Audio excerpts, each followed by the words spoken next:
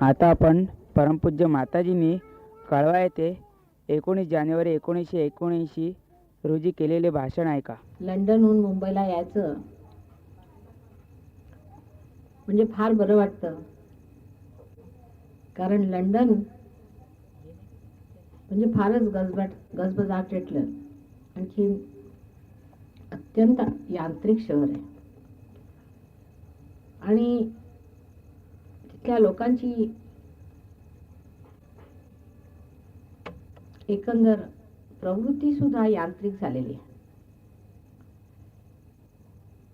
मग मुंबईहून कळव्याला यायचं की त्याहून बरं वाटतं, कारण शहरातून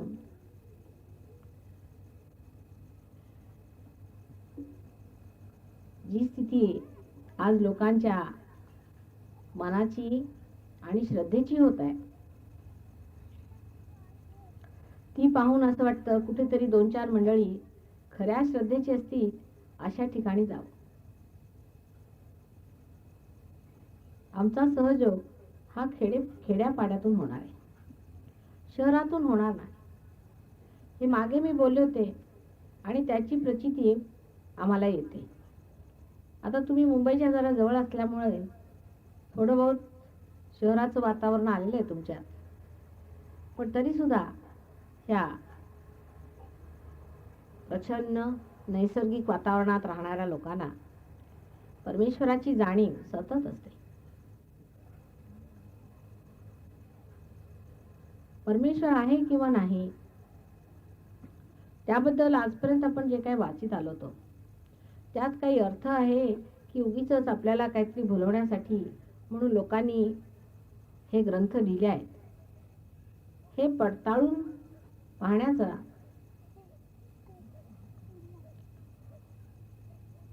आणि त्याची पूर्णपणे प्रचिती घेण्याची ही वेळ आहे. कारण आपण देवाच्या नावावर अनेक उपटसुंभ लोकच बघत असतो. देवळात गेलं की तुम्हाला पैसे द्यावे लागतात, 2 पैसे द्या तेव्हा तुम्ही देवळात जाणार. एखादा जर श्रीमंत मनुष्य देवळात आला की लगेच त्याच्या गळ्यात पहिल्यांदा हार, सगळ्यात मोठा हार देवाचा त्याला घातला जातो. तसं काही देवाला सुद्धा पैशाचं फार समजतं. त्यातनं तो जर एखाद्या मोठ्या मोटारीत आला तर त्याला आणखीनच फार जवळ समजलं जातं. पण देव हा भावाचा भुखायला आहे, त्याला पैसा अडका आणि बाहेरची श्रीमंती समजत नाही, त्याला श्रद्धेची श्रीमंती समजते. तो श्रद्धेचा भुकेला आहे आणि श्रद्धाच त्याला ओळखू शकते. आता श्रद्धेचा अर्थ म्हणजे अंधश्रद्धा नव्हे. म्हणजे कोणी घरात आला, कोणी बुवा आला तर अंगाला फासून कुठली कसली घाण आणि त्याने येऊन सुरू केला की मी फार मोठा गुरु आहे, अमका आहे तमका आहे. लगेच लोकांची डोकी त्याच्या पायावर अशी फुटतात जसे काही नारळ फुटत असतील.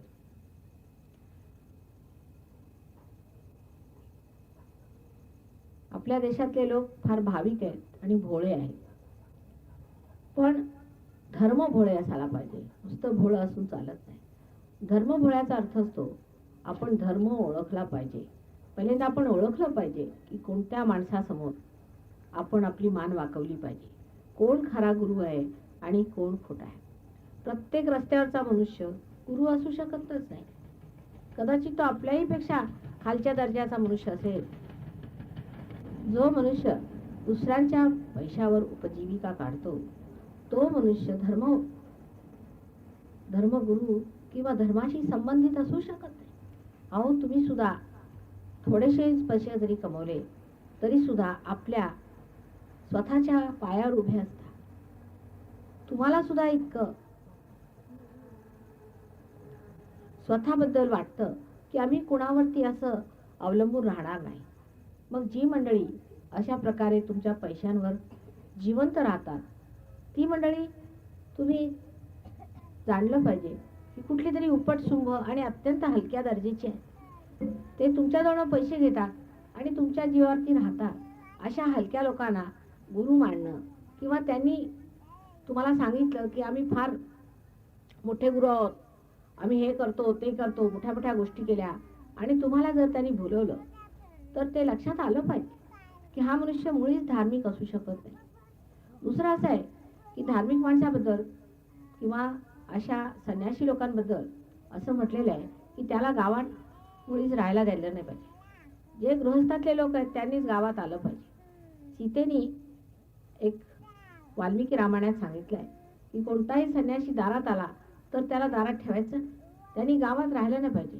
गावाच्या वेशीबाहेर त्यांनी राहिलं पाहिजे आणि तेही एकच रात्र.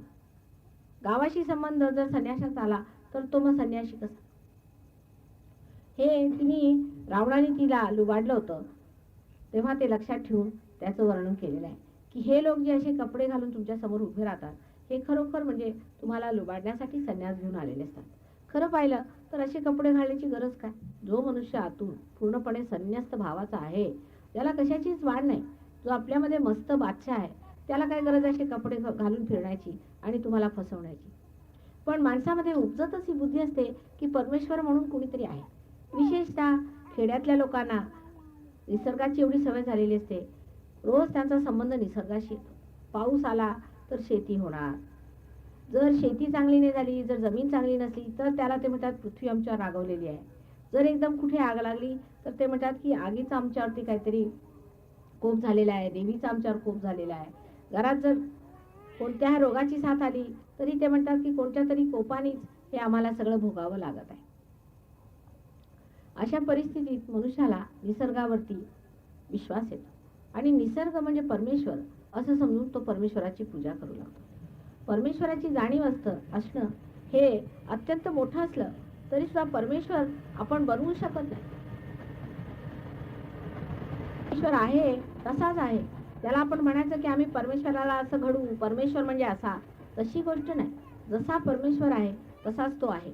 फक्त आपण काय करू शकतो की परमेश्वराच्या ध्यानात जर बसलं आणि परमेश्वराचं जर पाचारण केलं तर तो जसा आपल्या समोर येऊन ठाकेल तसं आपण त्याला ओळखता आलं पाहिजे. ही मात्र सुबुद्धी तुमच्यात यायला पाहिजे आणि ती तुमच्या जाणीव यायला पाहिजे आणि ते तुम्हाला ओळखता आलं पाहिजे.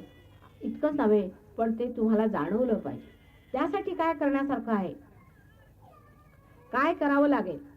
आता मला जर तुम्हाला बघायचं असलं तर मला डोळे उघडावे लागतात.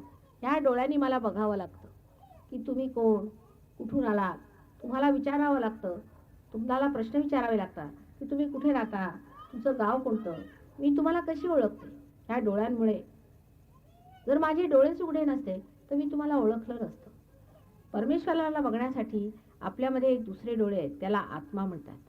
हे आत्म्याचे जोपर्यंत डोळे उघडत नाही तोपर्यंत आपण परमेश्वराला बघू शकत नाही, ओळखू शकत नाही. आत्मा जोपर्यंत आपल्यामध्ये जागृत होत नाही, त्याची ज्योत जोपर्यंत आपल्या समोर येत नाही तोपर्यंत आपण जो म्हणून परमेश्वर मानतो त्याच्यात काहीतरी खोटेपणा आहे, त्याच्यामध्ये खरेपणा एवढा राहत नाही किंवा असं म्हणता येईल की परमेश्वराचं पूर्ण आपल्याला ज्ञान होऊ शकत नाही.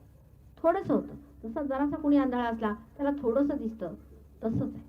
म्हणून पूर्णपणे जोपर्यंत आपले डोळे उघडत नाही, जोपर्यंत आपल्याला आत्म्याचे चक्षु मिळत नाही, डोळे मिळत नाही, तोपर्यंत आपण परमेश्वराला ओळखू शकत नाही. पण आपल्याला असं वाटतं की आपण देवाऱ्यात देव ठेवला, हाच आपला परमेश्वर आहे, ह्याला भजत गेलं की झालं. पण तो आपण तिथे बसवल्यानंतर आपलं वागणं कसं असतं?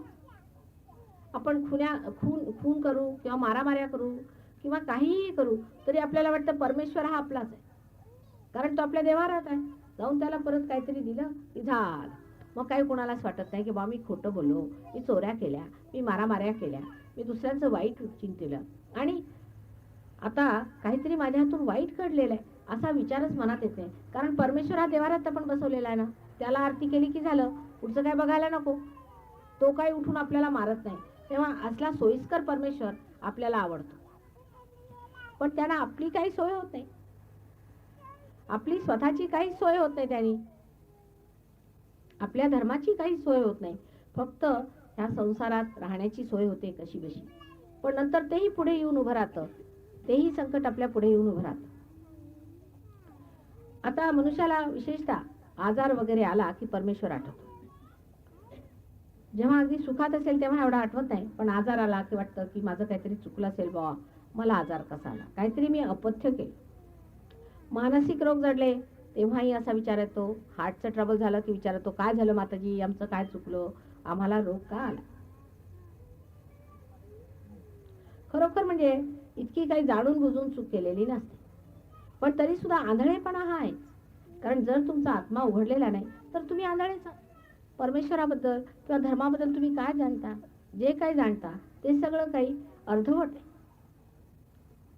म्हणूनच अशी व्यवस्था करायला हवी की ज्याने आपल्या आत्म्याचं आपल्याला दर्शन होईल. ही व्यवस्था कोण करणार? आपण करू शकतो का? ह्या डोळ्यांची व्यवस्था आपण केलेली आहे का? हे डोळे कुणी दिले आपल्याला? परमेश्वरानेच दिले आहेत ना. हे नाक किंवा हे तोंड किंवा हे शरीर हे सगळं काय परमेश्वराने दिलंय? तुम्ही मिळवलेलं आहे का? तुम्ही काय केलं माणूस होण्यासाठी? जनावरापासून तुम्ही माणूस झाले, ते कसे झाले? तुम्ही त्यासाठी काय केलं? तेव्हा परमेश्वरासाठी जे आपल्याला डोळे पाहिजेत, जे जे आपल्याला आत्म्याची ओळख पाहिजे, ते सुद्धा परमेश्वरालाच करायला हवं. आपण त्या बाबतीत काय करणार? सकाळपासून संध्याकाळपर्यंत उड्या मारून किंवा देवाचं नाव घेऊन किंवा देवाच्या आरत्या पूजा करून हे होणार नाही. आधी परमेश्वराला ओळखून घेतल्यावर त्याच्या आरतीला काही अर्थ आहे, पूजेला काही अर्थ आहे. पण जर दिसतच नाही की परमेश्वर आहे की दगड आहे की धोंड आहे, तर आपल्याला काय त्यांनी फायदा होणार? म्हणून आधी आत्मा हा ओळखला पाहिजे.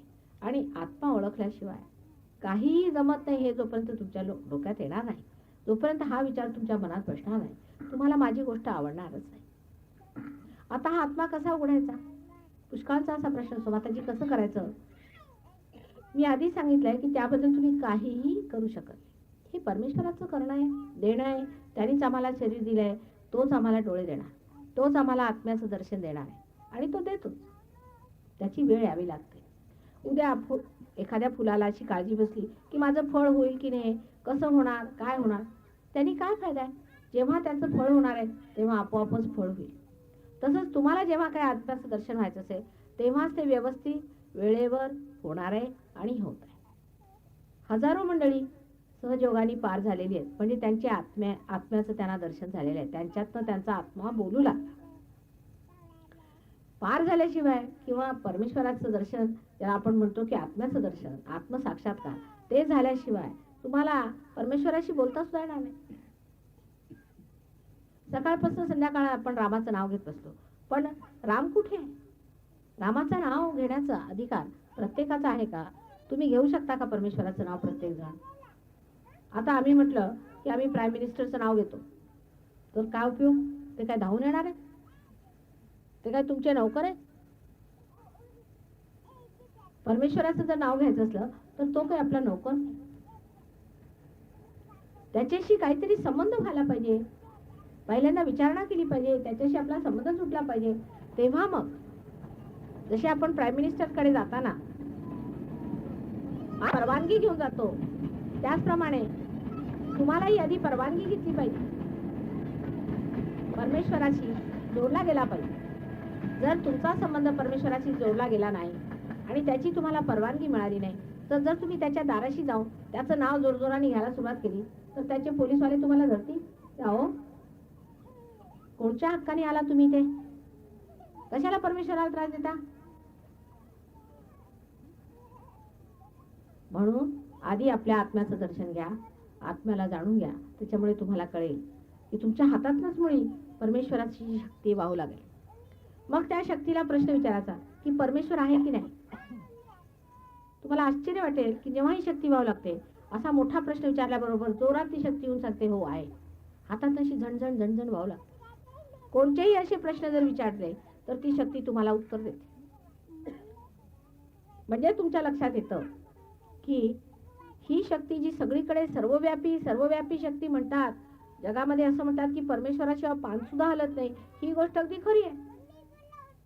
कारण आत्म्याच्या दर्शनानंतरच त्या शक्तीचं दर्शन होतं आणि तुम्ही ती शक्ती ओळखता आणि तिला पाहता आणि तिच्या आपल्या हातातून जेव्हा ती वाहू लागते तिला तुम्ही पूर्णपणे गती देऊ शकता.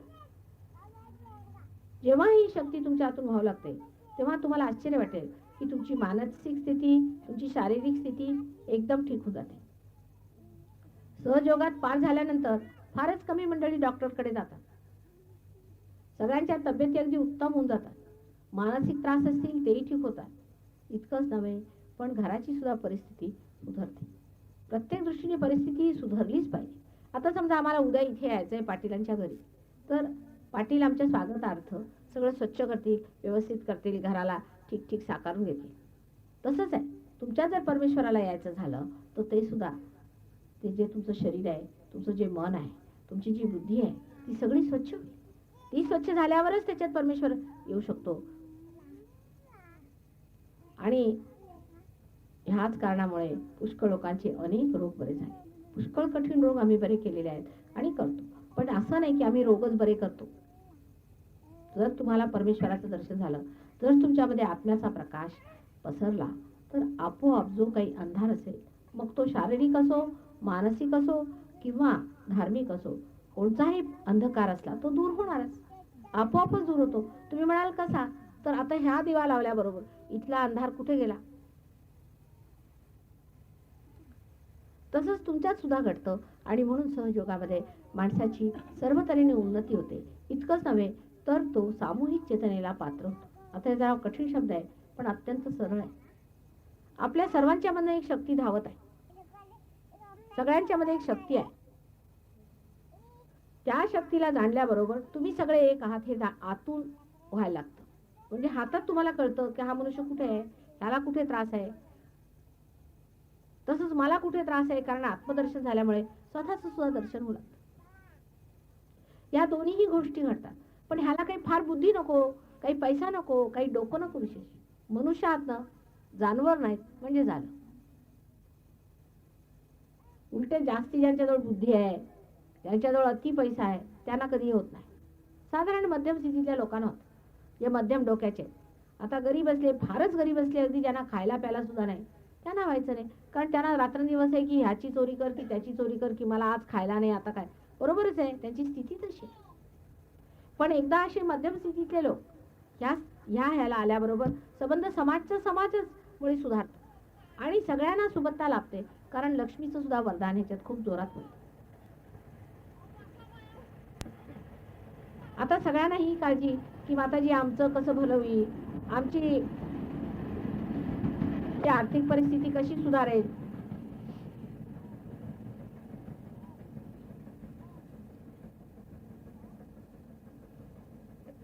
किंवा इतर प्रश्न आम्हाला जे आहेत ते कसे सुटतील, त्याचं कसं काय होणार आहे, आम्ही ह्या सर्व प्रश्नांना कसं उत्तर शोधून काढू.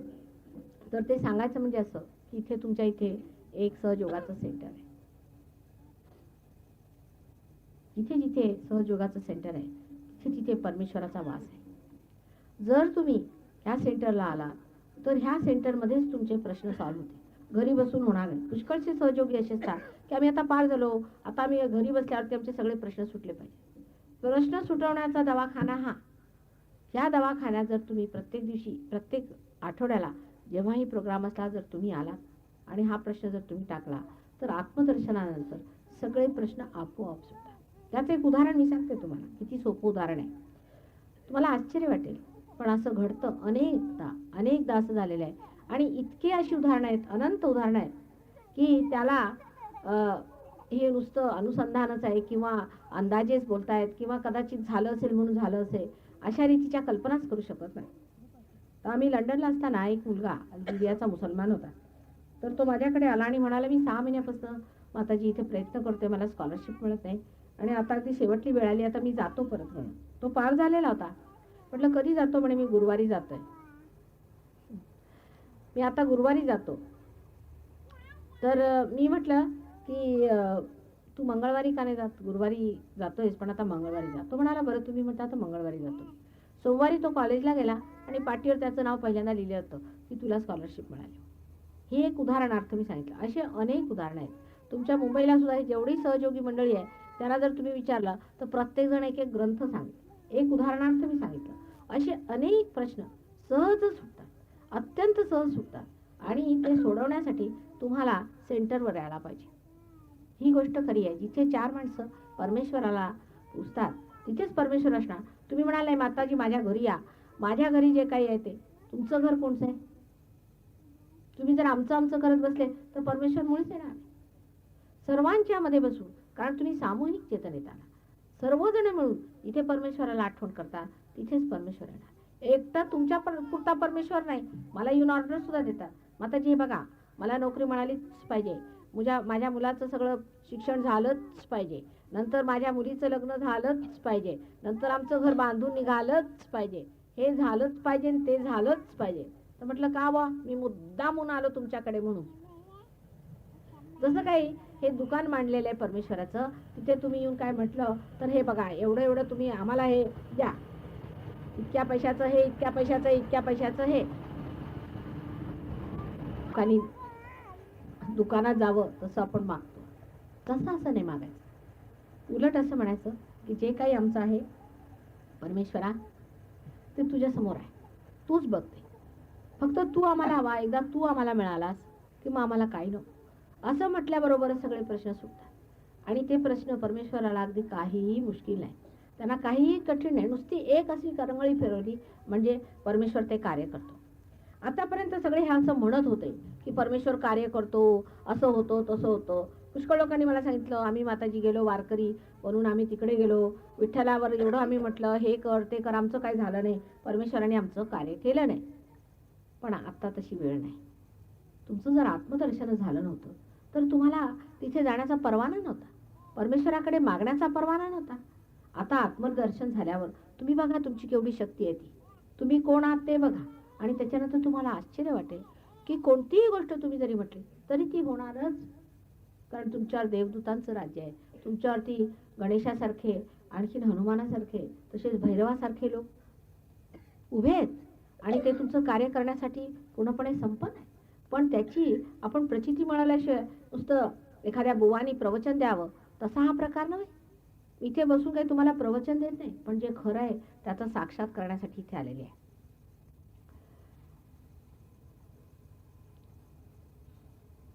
खेडोपाडी लोक सरळ असतात, साधे असतात आणि त्यांच्याजवळ एवढे पैसेही नसतात, म्हणूनच त्यांना कदाचित परमेश्वर जास्त समजतो, ओळखताही येतो.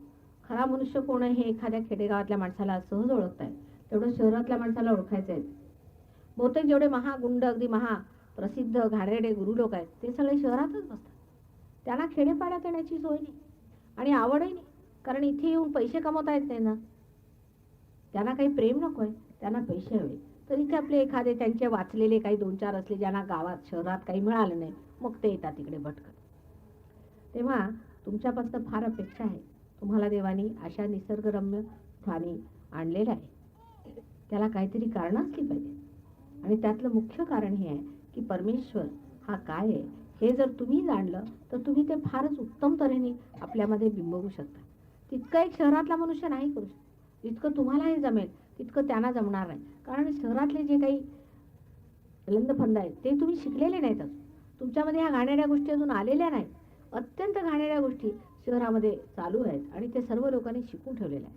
त्यांच्या मनाची स्थिती अशी आहे की त्याच्यामध्ये कोणतंही बीज लावायचं म्हटलं म्हणजे फार त्रास होतो. सांगायचं म्हणजे आता लंडनला मला जर कुणी म्हटलं की काम कर की मला अगदी कंटाळा येतो आणि अगदी थकवा येऊ जातो. आता दिसायला मोठे छान चौकी, चांगले कपडे घातलेले गोरे कोमटे लोक असतात तिथे, पण आतून इतकी घाण असते त्यांच्या, ती मेहनतच करवत आहे. उलट कुणी जर म्हटलं की माता तुम्ही कालव्याला येऊन काम करा तर मी अगदी तयार आहे, इथे जर तुम्ही झोपडी बांधली तर मी इथे येऊन राहायला तयार आहे, मला मजा वाटेल त्याची. पण लंडनला मला जमत नाही, कारण लोक फारच घाणेरडे लोक आहेत तिथे आणि त्यांची स्थिती म्हणजे इतकी घाण आहे की त्या लोकांना दारात सुद्धा उभं करू नये. पण काय करता, आलिया भोगासे असावे सादर. आमच्या साहेबांची नोकरी तिथे झाल्यामुळे आम्हाला जावं लागलं आणि तिथल्या लोकांचाच उद्धार करण्याची आमच्यावर पाळी आल्यावर आम्ही तेही कार्य करत आहोत आणि बरेच इंग्लिश लोक झाले आहेत पार.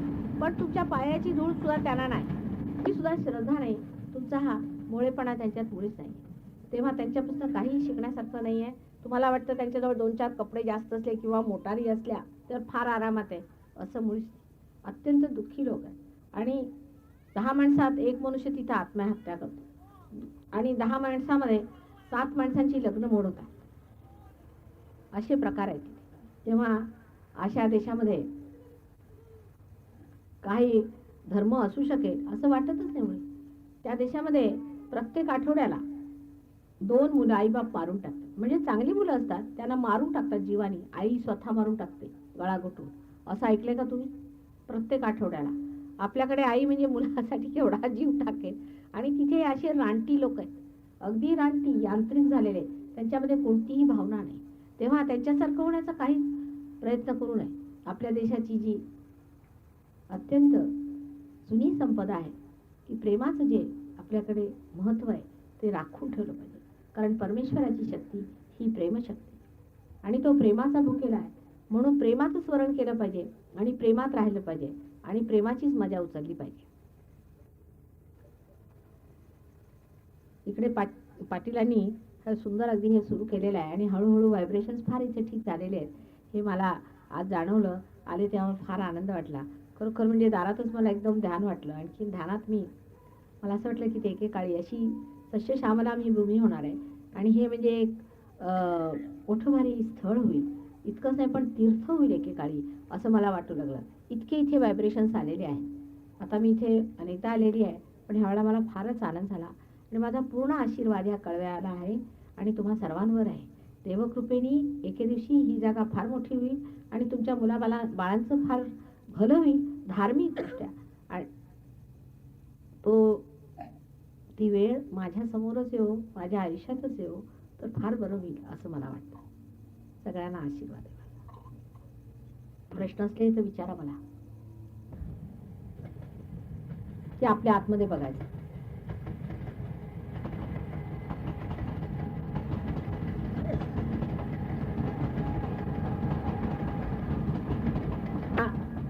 डोळे मिटून बघा आणि डोळे मिटले असताना जर डोळ्याची पापणी लवत असली तर मात्र डोळे उघडायला पाहिजे. पण जर डोळे व्यवस्थित बंद झाले तर डोळे बंद करा. आणि तुम्हाला आश्चर्य वाटेल जर तुम्ही आतमध्ये बघितलं तर कोणताही विचार डोक्यात येत नाही. अगदी शांत झाल्यासारखं वाटतं. डोळे मिटून आतमध्ये बघा. काही विचार येतोय का? सगळेजण डोळे मिटून आतमध्ये बघा.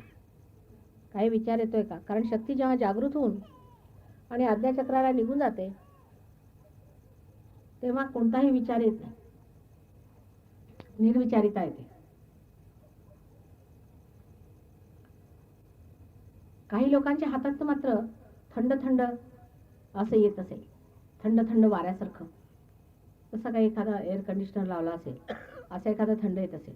ज्यांच्या हातात असं थंड येत आहे ते मात्र पार झालेलं